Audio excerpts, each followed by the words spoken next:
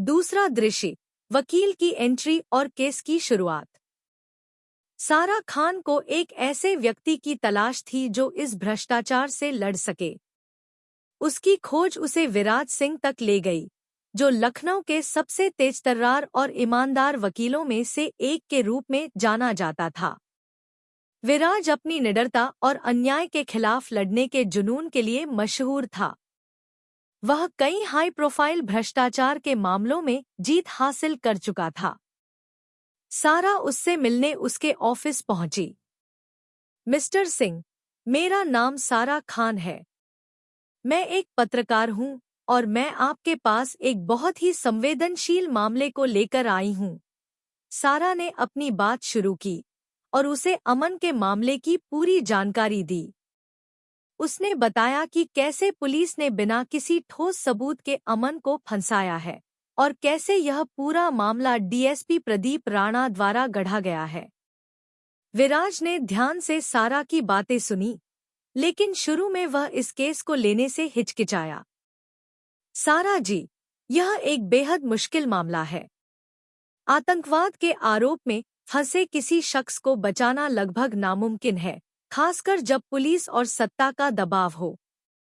मेरी जान को भी खतरा हो सकता है, उसने जवाब दिया। लेकिन सारा ने हार नहीं मानी।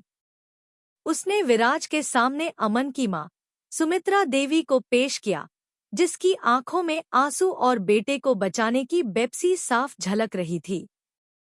अमन की मां ने हाथ जोड़कर विराज से अपने बेटे को बचाने की गुहार लगाई। मेरा अमन बेगुनाह है बेटा, उसे बचा लो, वरना हमारी तो दुनिया ही उजड़ जाएगी, उसने रोते हुए कहा।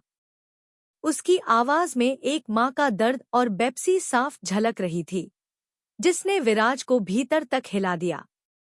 अमन की मां की बेपसी और सारा की दृढ़ता ने विराज के दिल को छू लिया। वह जानता था कि यह सिर्फ एक केस नहीं, बल्कि अन्याय के खिलाफ एक लड़ाई है। उसे याद आया कि कैसे बचपन में उसके खुद के पिता को एक झूठे आरोप में फंसाया गया था और न्याय न मिलने के कारण उन्होंने अपनी जान दे दी थी।